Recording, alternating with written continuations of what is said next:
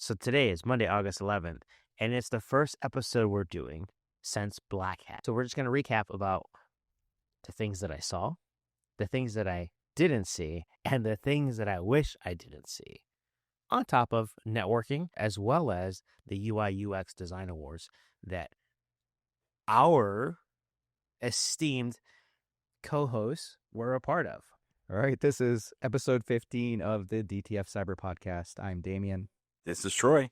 And it's your boy, Fern. What?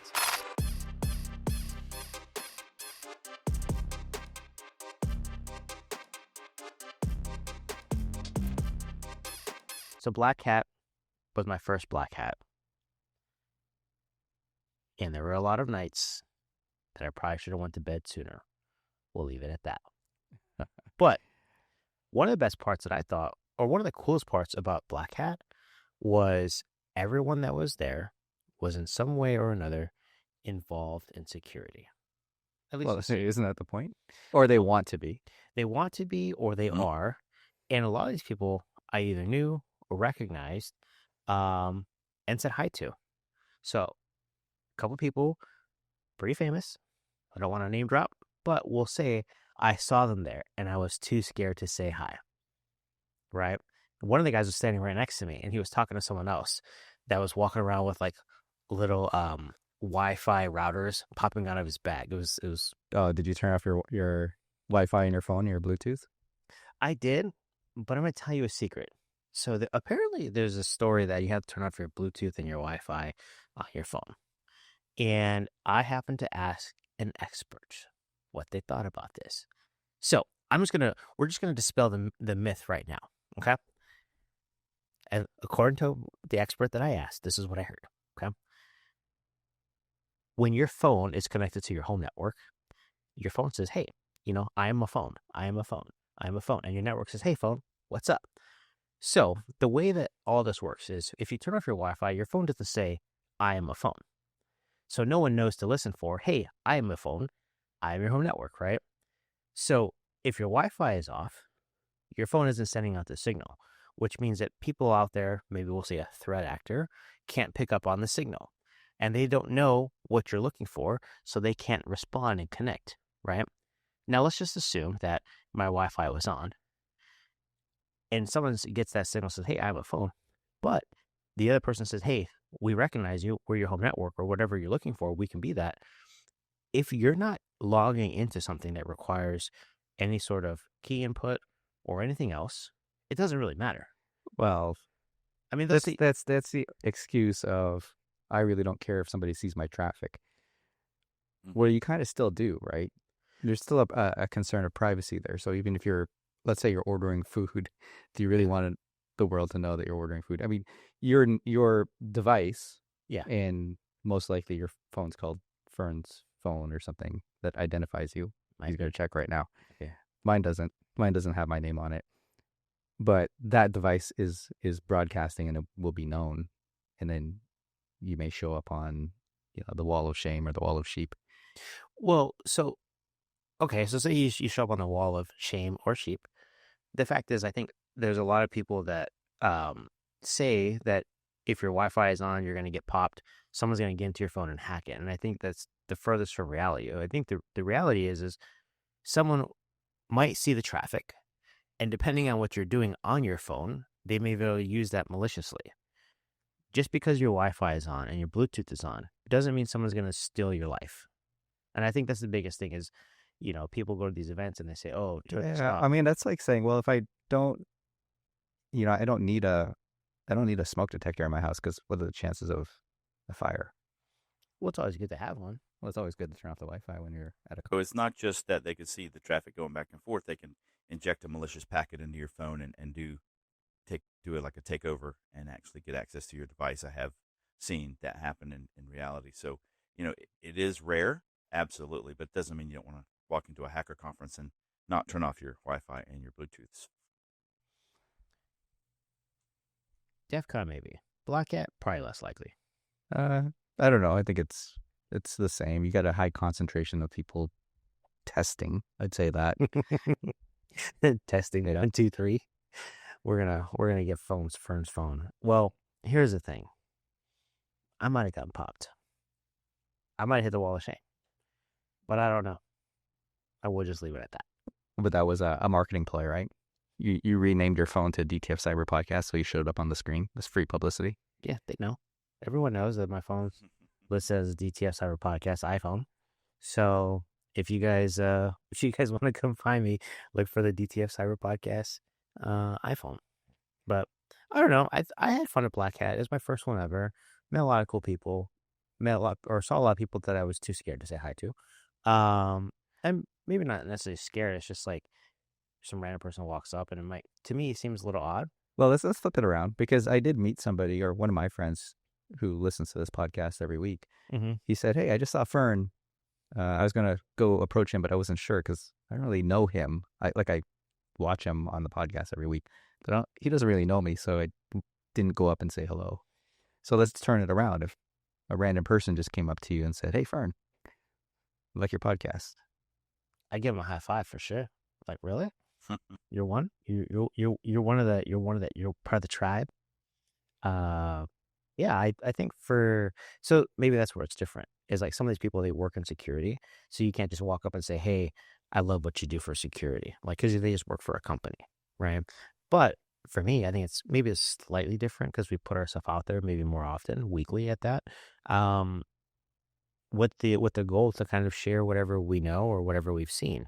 So I think the context matters. If I were to walk up to Tim Brown, right, someone Troy knows, he'd probably just be like, who is this guy, right? And I would be like, oh, saw the news, must have been tough, right? Or just whatever story that I would say. And he'd be like, okay, cool. And he would probably move on. But for someone to walk up to me and say, hey, listen to the podcast, I give them a sticker, I give them a high five, and I have them pull out their phone and make sure they're subscribed to the YouTube. You did not. No. I'm saying if that happened, No. right? So I think it's context a little bit different, but all that is to say, if you see myself or Damian or Troy out in the wild, just come say hi, right? Yeah, for sure. I think we're all approachable, and we're all also introducing people to other people too. So it's absolutely. It was so interesting to see, one of my best friends, Corey, who came all the way from New York City. I introduced him to you guys, and he's like, I feel like I already know you. I've been watching since episode 1. So, it is kind of interesting to see that impact we're having out in the community. Oh, yeah. Corey from Jersey, right? Corey's pretty cool. Mm-hmm. Yeah. Very cool. He was talking about some of the stuff that he does for work. We were talking on your couch for a little bit while you guys were cooking. But, yeah, cool guy. But that's the thing is, like, I guess you do this often enough and you get enough people to listen. Now we're over 1,600 subscribers. So it feels like there's a small batch of people that either know of us, heard of us, or were forced to subscribe. Black Hat. Yeah, I was going to say another cool thing about this week was, I met a photographer a couple of weeks back at a photo shoot, and she said, I'm trying to get into the industry. And I said, it's great. Come hang out with me and my wife, Shannon, go to a couple of events. And we actually introduced this young lady, Stephanie, to some people who took, some very valuable time. You mentioned Tim Brown. He was one. He sat with her for, several minutes giving her great advice. Rick Garrett's from Cynet as well, sat down and asked her some Socratic questions to kind of ask her what she wants to do in the industry. And honestly, she's brand new, so I don't know. So he gave her some great advice on where to start. And that's kind of what it's all about for me, right? Encouraging the next generation of cyber warriors, getting people into this industry, introducing them to the right people is so crucial. We talk about who, right? It's all about that networking. So Black Hat was a little bit more than just educational sessions for me. It was more about the networking, seeing peers, and introducing people into the industry. Yeah, it's about, I think the networking piece is extremely important. And Troy introduced me to Stephanie as well. She's got my contact information, so I'm happy to help guide her, because you could see the passion. And she went out there and just asked, what does it take to get started? What recommendations you have? And she did that with some really high caliber people. Troy, I don't know if you explained to her the level of talent she was talking to at this conference. I sure did. And she was very grateful and gracious about that as well. And she was, talking to folks who are luminaries in our industry.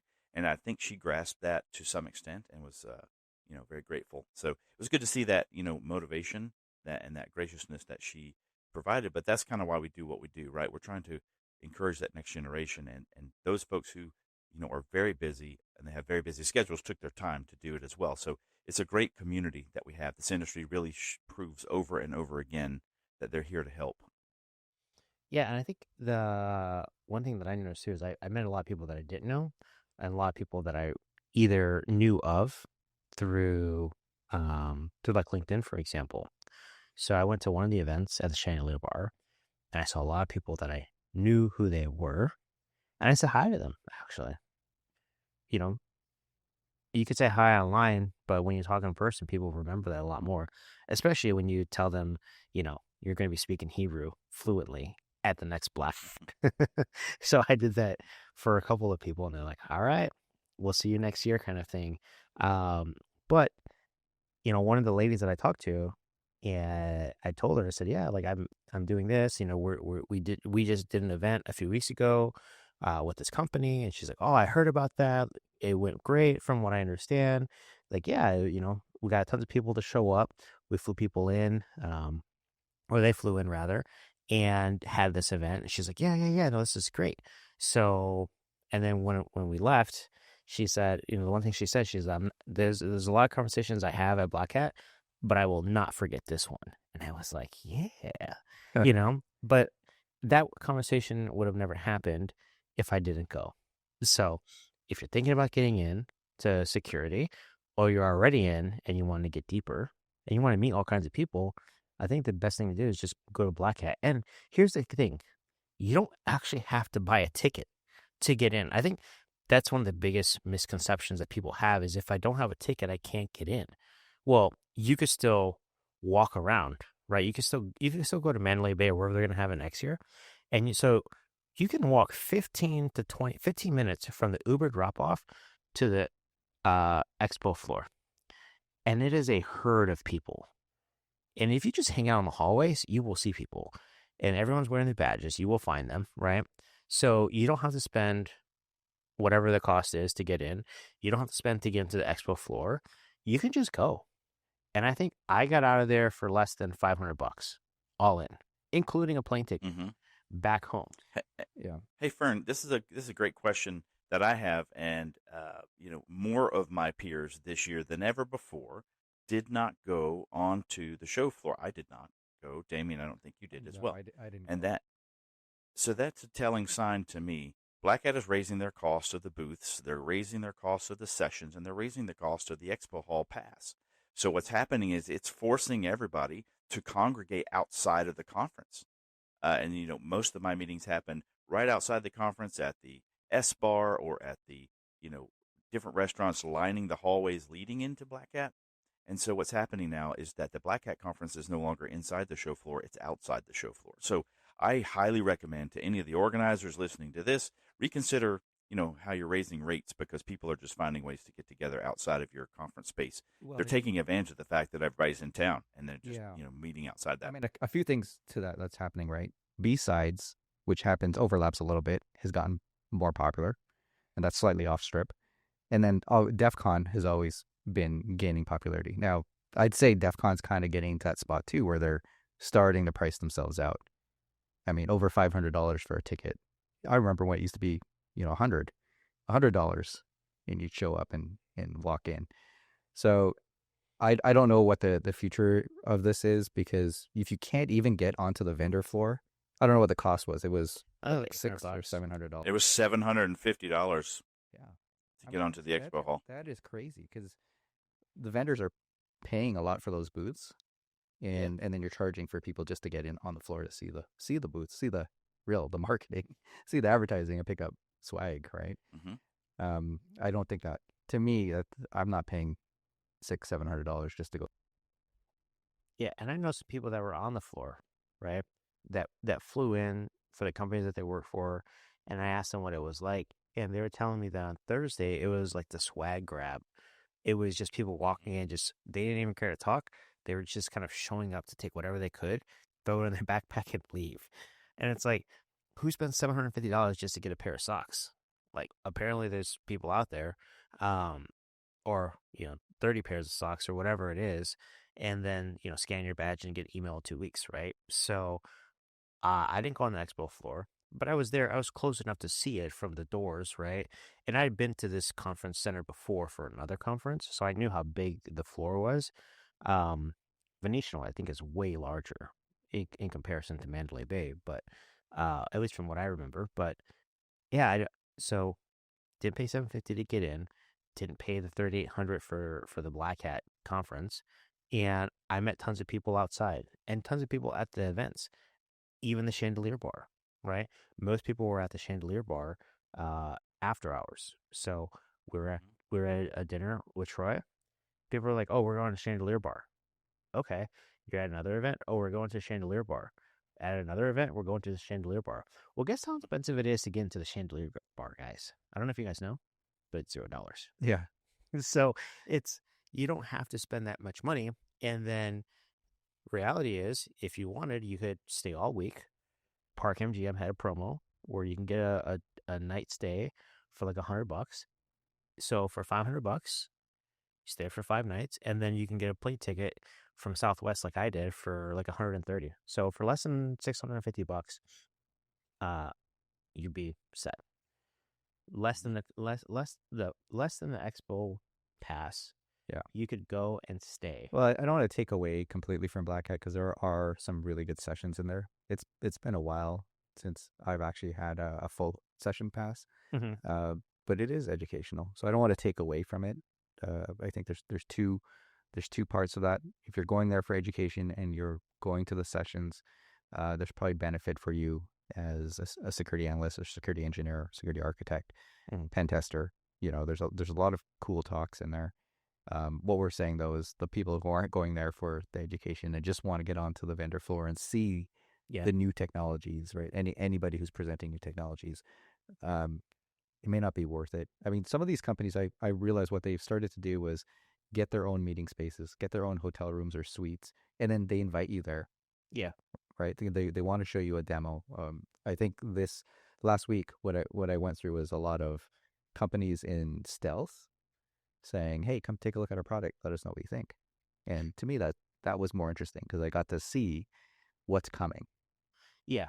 So I think, so to clarify, if you're a practitioner, you've been doing it for 10 years or 5 years or whatever the number of years is, and you want to go to learn, it's great to go, right? If you're new, you're looking to get in, and you're looking for the best place to go to network with people, to find people that you can, reach out to later. You can still do it for less than the cost of an Expo pass. Well, the one thing about the Chandelier bar, right? That's not even close to where the conference is. It's probably, if you're going to walk it, it's like 45 minutes to walk, and then a 20-minute Uber ride. Yeah. But everybody knows that the Chandelier bar is, if you want to go find people, that's where they're at. It's 3 levels. I avoided it. Honestly, I avoided it for the first half because I knew that if I would go there, I was not getting out before 1 or 2 a.m. And then towards the end of the week, that's where I saw you there. I left at 2 a.m. And then you told me later that you left at 4? I watched the sunrise. I watched. See, that doesn't work for.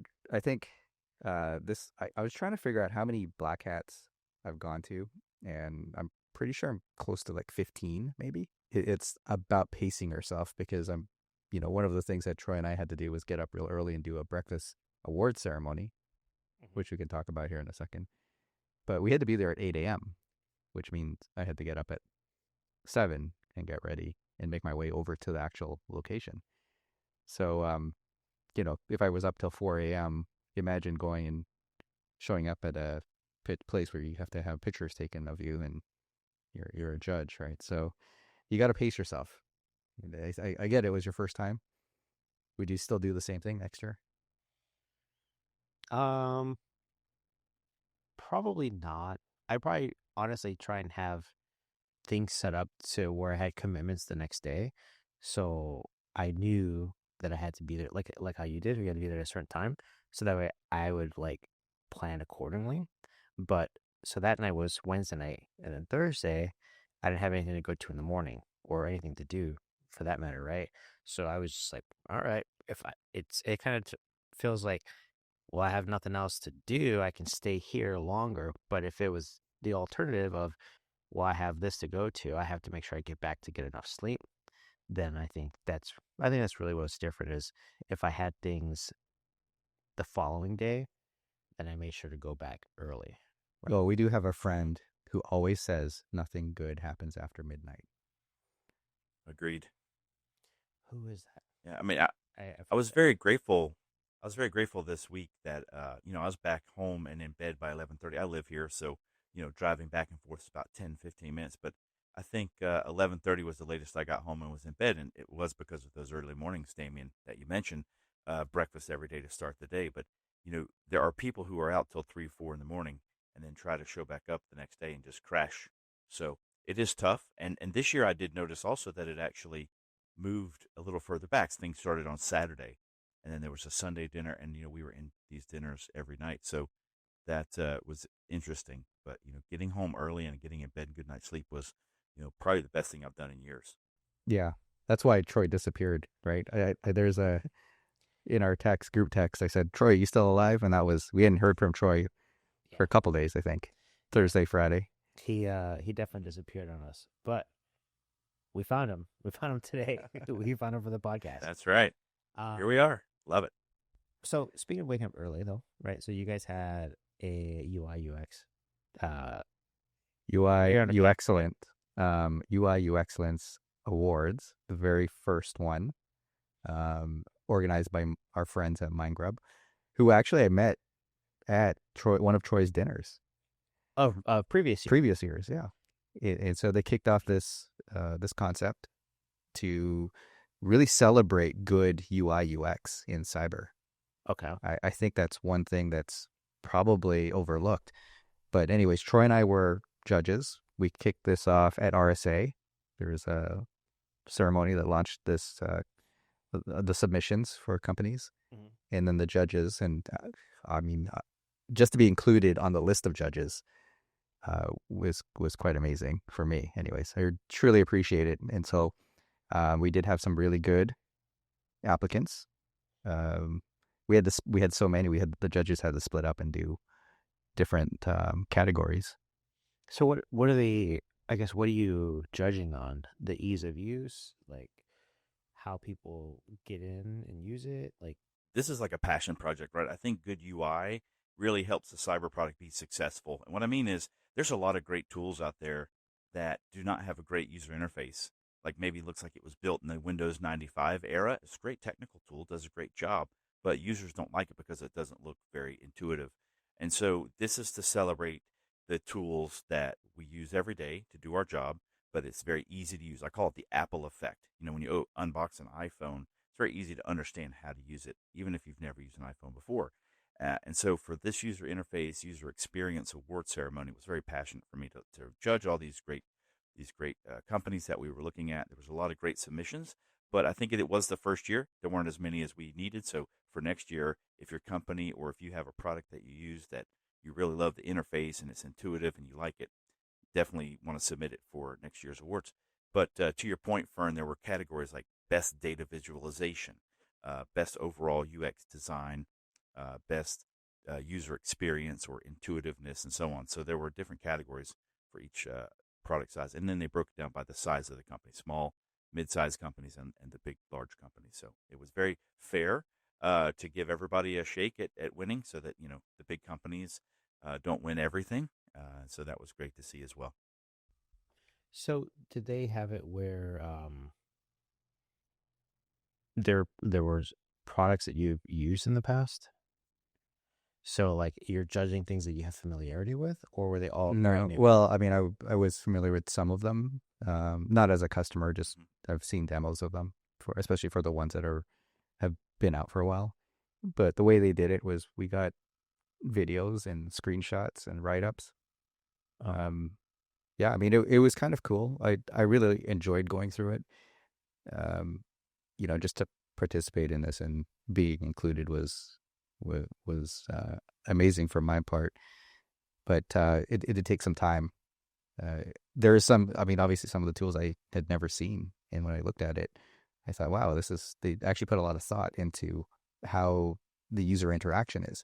The biggest problem, I'll tell you from an operational standpoint, because I operationalize a lot of tools, is that, and it's, over the past 20 years, I've operationalized a lot of tools.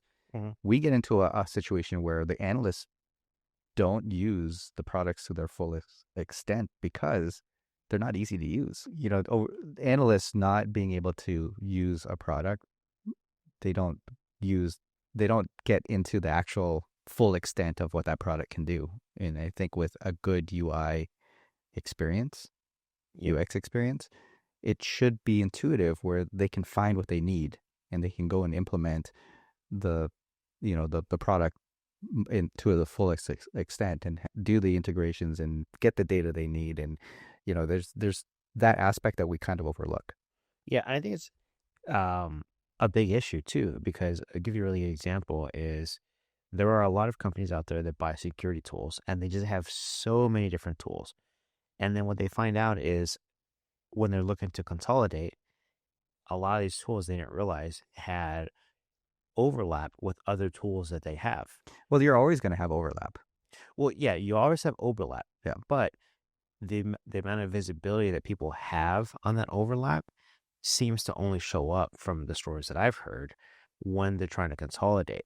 And I think a big issue with that is if the design of the product doesn't lend itself to people discovering additional features or implementing them or using them because of a poor experience or poor architecture with the design, you have people that would rather use a different tool that's easier to use, right? When you think of how often people use something because it's convenient, it probably happens way more often than because of anything else. So my thought is, if you're spending all these money on these different tools and there's a lot of overlap between these tools, it's very likely that the overlap exists because someone that's actually using it has a poor experience with using it. So they choose to use a different tool for that, right? Well, that's always going to be human nature, right? You're going to use what makes sense. If it's intuitively easily to understand and to implement, you're just going to gravitate towards that. So maybe that's the point, is how much money is wasted because of poor design, right? How much money do people overspend simply to get a feature or functionality out of a tool that they have with another tool because of a poor design, right? Poor experience leads to poor usage, which means poor usage leads to little to lack of implementation and long-term use. And then eventually the product gets scrapped in favor of something else that's easier to use.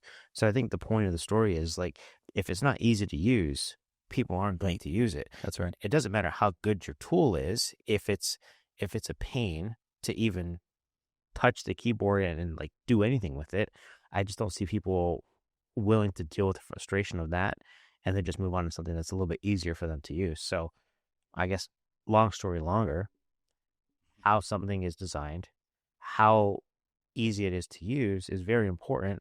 And I think the front end development of a lot of these tools doesn't necessarily hit the right desk for people to be aware of, like, hey, we just have to go sell it. We have a great tool, but they don't think of how easy is our tool to use in order to make that selling easier. Yeah, and I think the other point is, would be something like, you're not going to get the full value of the tool if you don't use it either. So the return on investment diminishes very quickly.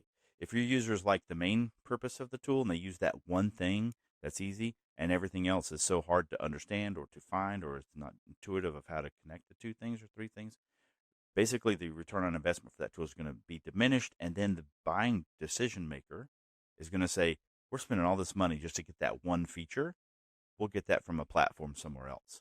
And so you could seriously lose out on customers, lose out on new sales and existing renewals, just because your UI sucks. So that's my point to take away from that as well, Fern. So have you guys ever done any sort of analysis with the companies you worked for in the past to see where this overlap exists and like tied a monetary value to it?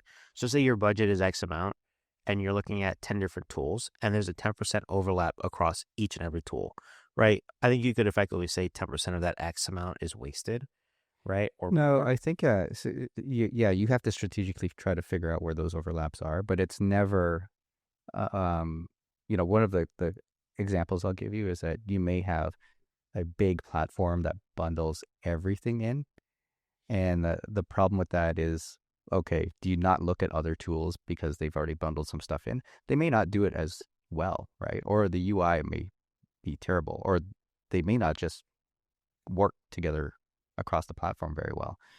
And so just because of you have that functionality within one product doesn't mean don't go and look at another one. I think there's a lot of, this, we call it best of breed. You find the best of breed for each technology or each feature, and then figure out, does this, can you make it all work together seamlessly? So this is the age-old question, right? This is the age-old question: platform or best in breed. And our CFOs or our purse holders are really pressuring us to use the platform that we're already paying for. In some cases, you already are paying for a platform with that feature, but you're like, no, I need to spend some extra dollars to get that feature from somewhere else because it's best in class, and we really need that, and I can't trust my platform to cover us for that risk. And so there is a way to put dollars to risk and to show how much that impact would be if you had a breach or had an incident. And so I think there is a way to do that and really convince them. But that whole conversation, best in class versus platform, is something we could take up a whole hour on, I think. Yeah, that could be something that we just have a whole episode on. For an example. But I think when we get back to the actual usability from a user standpoint, what comes up a lot would be the fact that there's features out there that these analysts and engineers don't even know about because it's not intuitive for them to click in and drill down into the other features. Yeah. Right. So that's the importance of having a really good user interface. Yeah, I could see that, because the harder it is for someone to use it, the less likely they are to use it. And then eventually that just means that whatever the product is that you're using may not ever be renewed, right, down the line. So design is probably, outside of capability, I think design is probably the next important part, because you can have the best tool or the best feature in the world, but if no one knows how to use it, it doesn't matter, right? But you can have a great design, but if it doesn't have the capabilities that they need, they're not going to use it. So I think capability comes first, and then design and ease of use for that capability or service are probably like the top two things that anyone should consider, even if it's a startup. So, growth, right? So Fern, I have a point on that. So if you take those two scenarios, first you got a company that has fantastic technology, is the best tech in the world, but it has a terrible user interface. That's category one. Category two is that has a beautiful UI that's intuitive, but the tech is terrible. Doesn't do what it says it does. There's a lot of gaps. Which one do you think is going to sell better? And I have an answer. Which one do you think is going to sell better? For me personally, I probably deal with the headache, but know that it was a better tool personally. You would if you had that chance, but category two wins every single time. Yeah, there are so many companies out there that are making billions of dollars and race to the top with terrible tech, but a beautiful, seamless UI. UI pays the bills while the tech, covers the check. Oh, interesting. It's just, it's shiny, right? It's like, hey, this looks beautiful. Why not? Why not buy that instead? Yeah. I mean, we could use the same analogy with cars. People buy cars for the way they look, or do they buy cars for the technology? Yeah. Right. Right. Or even like restaurants. Exactly the same. So like, okay, restaurant would be a good one. Good food, good service. Or the ambiance. Yeah. Do you go there for the ambiance, or do you go there for good food? There might be a hole in the wall with really good food. Ambiance sucks. Or you might pay a lot for the ambiance, but the food is mediocre. Yeah, exactly. I guess it depends on your goal, right? What you're trying to get out of it. But I think for most people in security, they're looking to solve a problem. So the fastest way to get it solved. Yeah, but the fastest way for you to enter into a sales cycle is have something that is extremely presentable. Yeah. Yeah, that's true. So anyways, we're not saying, I'm saying you got to focus on the UI piece of it, but that's not all you need. You got to have both. Yeah. You got to have great tech on the back end, so great food, and you got to have great ambiance. Those have to be married together. Now, I do want to say there's one category that next year we need to have more applicants, and that was the mobile category, right, Troy? That's right. Mobile UI UX. People So forget about mobile, but that's extremely important these days. I mean, there's a lot of work happening on mobile. Yeah, I think most people would just have an iPhone and work from their phone anyways when they're out and about. So, um, yeah, I think I've never been a part of one of those, right? But I could see how I've used plenty of software in my life to know that the ones that are annoying to use just don't get the love that they probably should. And unless for some reason, like for me specifically, if there's a really great functionality or capability, you kind of just deal with the heartburn because of the outcome of the product versus the other way around. So I don't know. I think can you guys talk about anyone that won? Any winners, or should that Yeah, actually, we'll put the link. I'll put the link in the description if you guys want to check out the awards and the finalists and who won. Okay. I don't want to name them right now because we might miss a few, and I don't want Okay. We'll to drop make the anyone upset. that's right. But Yeah. That's it. And hey, Fern, just switching gears here for a moment, I wanted to talk a little bit about the themes. We saw at RSA that the big theme was agentic AI and AI in general, which of course we know is going to continue here. But what I saw, Damian, and tell me your thoughts, was, the theme of this year's Black Hat was a continuation of agentic AI security and basically AI security in general. But I heard a lot about the MCP server and, that data firewall between what your company is actually presenting to the MCP server and going back to data firewalls again, or at least a firewall to prevent attacks. So that was kind of the main themes that I heard people talking about, the case studies and the use cases. How about yourself? What was your big themes for Black Hat this year? yeah, those are the same. I don't know where the market is though. Because we talk about these things, and a lot of times when you ask actual, customers, are they planning to implement these? It's a hit or miss. Like, I think agentic AI is definitely going to be big, but I don't know a lot of organizations that are really pushing forward with it right now. When I said I saw a lot of early stage companies that are trying to break into these areas, those have been the biggest, right? I think the agentic AI space, trying to do the security for AI with the MCP server. I saw a lot of announcements. One of them, I'm obviously close with, but I don't know if there's anything else that really stood out. I think resiliency came up a few times, especially with resiliency around cloud. I think we see maybe the on-prem backup recovery kind of evolving. So I wonder how that's going to go. And then obviously the normal players who are looking at addressing attacks, ransomware in progress and stuff like that. The other big topic this year was the AI SOC. We're going to get rid of the SIM. SIM is dead. I don't want to go into where I saw some of the advertisements for that, but they were in the men's room. That's kind of freaky. That's kind of freaky. Is that like the best place to put advertising in the men's room? Yeah, it was a urinal cake, and it was branded. It was that's why I didn't want to go into it. But hey, so these advertisements were everywhere for the SIM is dead, and AI SOC is the next big thing. So we're going to talk about are we still moving data to do all the analysis that we need to do on the telemetry that we have? So I think the AI is really going to help us in the Security Operations Center pretty quickly to find threat actors faster and get them out of our systems. Yeah, I saw a picture of it. The cake. It's what called that. And I think the words were "Don't piss away your budget." Oh my god, that's genius. Or something like that.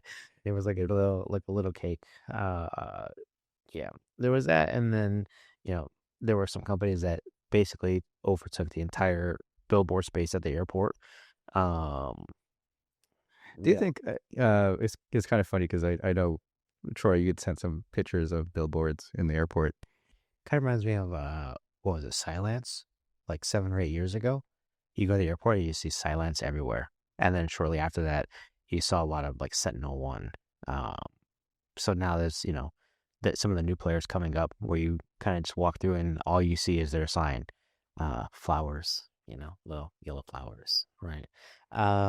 Green and yellow, right? It's kind of interesting to see the marketing strategy, right? Do you just take over billboards everywhere? Urinal cakes are, it's, next level. I don't know how you feel about those in the men's room. Obviously I got a lot of socks this week and I wasn't even on the vendor floor. Yeah. Is there anything that you saw as a first timer that would appeal to you as a consumer or as a customer? No, not specifically.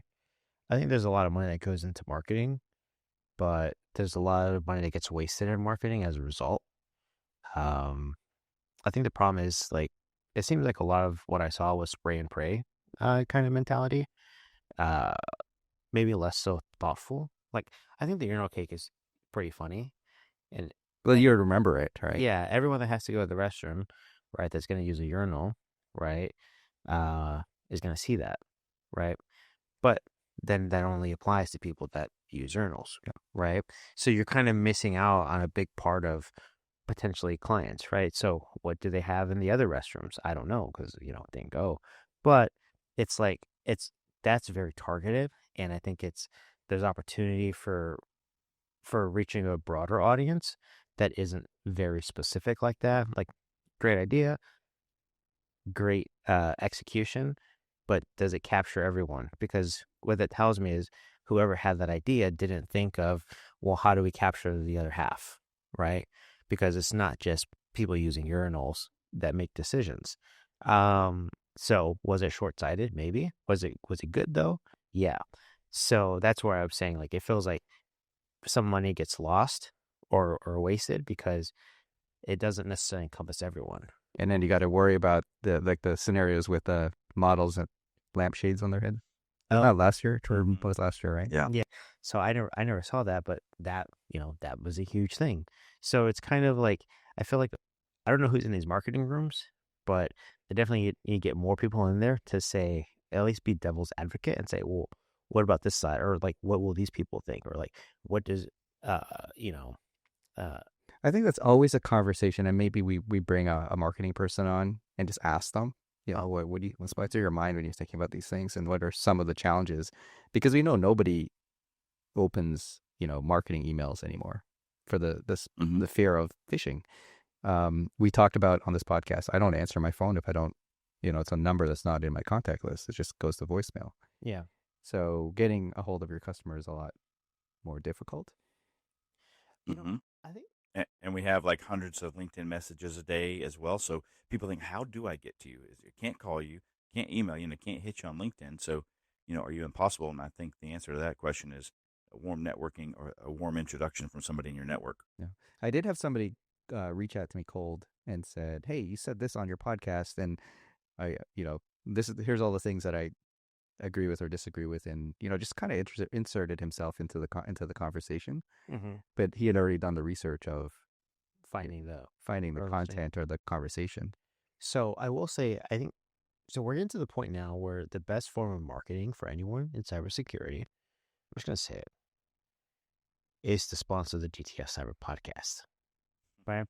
Because not only are there a lot of eyes watching, there's a lot of ears listening, and there's a lot of opportunity for people to kind of be a part of it. And so here's the thing is I don't necessarily see us doing it as saying, here's a product, we think it's the best. Like, that's not how we're going to do it. No, because that's what we're, honestly, it's not that we can't get sponsors. We've had offers. It's just, we don't want to be a show, right? We don't want to be a sellout. So, it's that fine line of, okay, you're sponsoring it, but really we're not pushing your product. So it's kind of a balance that we got to have. Kind of a nice balance. I will say this. There is a story going out later today where a CISO was shortlisted for Super Bowl tickets. Yeah, so the CISO was shortlisted. This person went to RSAC. They submitted a raffle, and they were just notified, I think yesterday or the day before, that they were shortlisted on a raffle for What does that mean? Super Bowl tickets. So if it's a raffle, wouldn't it be a raffle? What does it mean to be shortlisted? Well, the reason it was brought up to me specifically was because we had talked about on a previous episode how events aren't, raffles and events. So what kind of deals on the table? Exactly. Well, where are you going to spend the money? So I thought it was interesting because it's a real world example of someone in a role where they were not necessarily awarded yet, but they were told that they were shortlisted. And it's like, well, how do you get shortlisted? Like, did you just pull out 10 tickets and say, oh, these are the 10 people, let's let them know? Right? That's not how it happens. And I think that was the point of the episode, is to say, like, raffles aren't really raffles in a lot of cases. Random events aren't really random events. And what it really comes down to is, what are you willing to spend, or not spend, but what's the opportunity for you as a business to spend with our business determines our appetite to bring you to events, or even invite you for that matter. So this is more so just a tangent about how some of the things that we talk about are playing out in real life for people that listen. So not sure if I really had a point, but that came up over the weekend, so I thought I'd mention it because, like Troy said in his post, we're talking the talk. We're talking about things that are actually happening, and that's just real example of something that we've talked about. Let's go back to the swag stuff, because I did get something I thought was interesting but scary at the same time. What was it? Someone gave me a branded Alexa. Wait, what? Yo. I can't say. Harrison, you can't say a branded Alexa. So, did you plug it in? No, hell no. Do you want it? Hey, Fern, I got look what I got for you. No. So, I mean, I guess that's kind of interesting because it's an Alexa. But here's the thing: is like, do you trust it now? No, I mean, it's at a cybersecurity conference. Of course not. Yeah. I make a good stocking stuffer for some family. You know how like everyone's got their closet. There you go, Grandma. Yeah, grandma. Gifts for regifts, kind of the regift closet. I could see that happening, but what's the best swag then? So what? That's the worst. Not I said the worst, but I think it was pretty cool. But I don't know how many people. If you guys are listening to this, just comment in the comments and let us know if you would trust. If somebody gave you an Alexa or anything AI related that might be listening to you. Yeah. I've seen a lot of these AI note takers. Oh yeah. I don't know how I feel about those, but that's, you don't know what's going on with the recordings, but it just like a little block. I can't remember what they call them, but it listens to you. So I'll tell you something interesting about those, because I've seen it happen firsthand, is people are now using those in the sales world to record calls. Whether or not the other person knows, I'm not going to comment on. But here's what's interesting is these tools now that exist for AI note takers or call recordings will essentially summarize the call, but you can now take that recording and ask it questions, right? And you could say, hey, based on this call, what do you think my priority should be for the next step in the sale? And it goes off of the tone, the context of the conversation, the words that were used, and it analyzes it more than a person realistically would with the amount of time that they have to basically guide people on their next step to the next phase in the sales cycle. So it's almost like AI is being, well, not really, but it is, AI is being used in a way to structure deals so that way people in the sales world know their next step on how to try and find an opportunity through AI. It's almost like if you weren't good enough to listen to the phone call on your own, or maybe you are, but you just want, to offload some of that. Now there are tools and AI recorders that essentially work in a way that you say, hey, what do I do? What should I do? Yeah. So it's always back. It goes back to the convenience versus privacy. Yeah. Very interesting. But in this case, it's also other people's privacy. Well, that's I've been on calls where people, like, you have the note taker on there, like, this call is being recorded, right? It's like, no, can we not record this call? I've had that happen plenty of times, and it's like, oh, sure, just click it off, right? So I think most people, if they had the choice, and well, everyone has a choice, but most people would prefer that it doesn't happen on the client side, but on the sales side, they want it there. So for call recordings, for quality control, for other things, but it's also someone else's, potential IP that you're recording. And then they don't know what you're doing with it, right? So it just becomes a big issue. But You talked about the Alexa recording, trusting it. And it's like, well, Yeah. there's already people doing that to an extent. And there might be people out there that don't even realize it's happening. So all of a sudden, salespeople are getting a little bit better. But they're really not. They're just... No, now they're just sending you the microphone to go home so they can record you 24/7. Yeah. They know what you're talking about at home at the dinner table. And they know what you eat now, too. Yeah. Yeah. Well, I mean, okay, so other than swag, I think, one of the cool things is being able to get out and meet people I haven't seen in a long time. Mm-hmm. Even try out some restaurants that I hadn't been to. But like Troy was saying, there's some of these cases where we go for like an early dinner, a later dinner, and then drinks after. Yeah, I think in one day I had 3 breakfasts, 2 lunches, and 2 dinners in one day. Dang. And I got to I remember saying this. I got to the first lunch, so after I already had 3 breakfasts, and I said, I'm not going to eat. But anyways, I took one bite of the food there. I'm like, oh my God, this is so good. And eating a whole plate of prime rib. So you basically turn into a hobbit. Oh my God. You had lunch 1, lunch 2, breakfast 1. But I feel two. bad. Like, so we're booking these restaurants for meeting space because there's no meeting space. So you can't just sit there and not order food, right? Well, yeah, because then you got someone there working to earn a living. Right. You're just drinking water, right? Like, Oh, I'll just take the free bread and the water. the Thanks. busiest day of the week, and you're just taking free bread. Right. Yeah, I could see that happening. Definitely frustrating for those people, but... So I'm going to order food, and, if you put food in front of me, I'm probably going to eat it. Yeah. Same for me. Same for me. Yeah, I mean, that's a lot of food, but also a lot of alcohol, right? I noticed a lot of people weren't drinking as much. Some people were just like taking on waters. Yeah, you got to be smart about it. Yeah. Right. This is not, you're not there to really party. And so Right. I think you got to, if you're drinking, drink in moderation. But remember, you're also in the desert, so drink a lot of water. Yeah. And also remember that you're probably working for a company.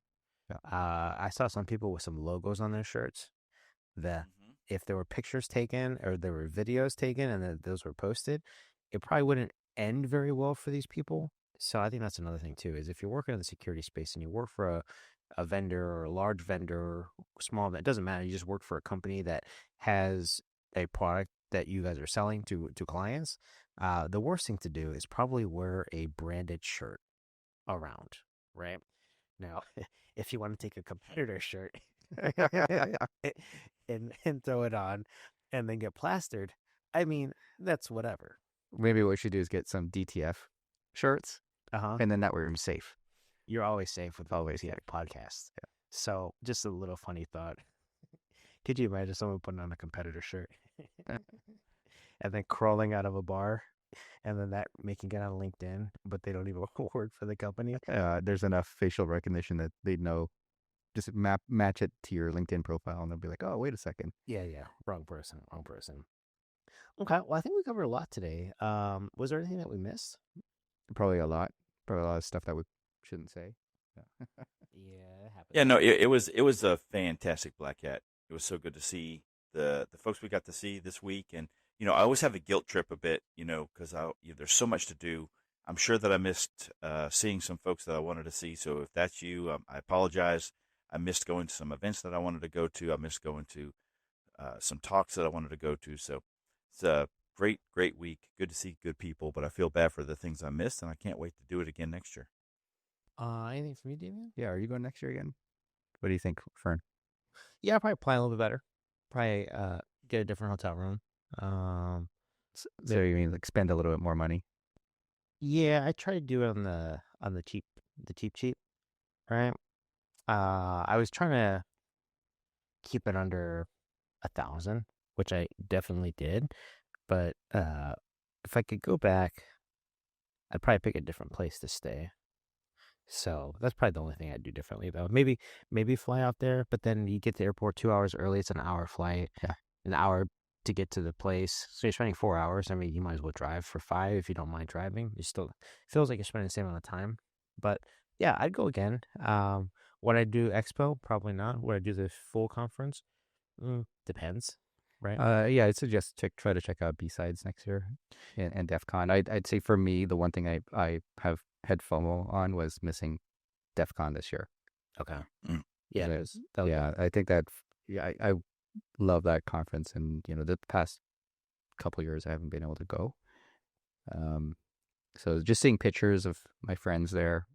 Obviously, we had a good friend do a talk at DEF CON, so I missed that in person. But hopefully I can get a video of it, the recording, or have him present it to me directly in a personal presentation. How about that? Presentation. So yeah, Mike's listening when I be hitting them up.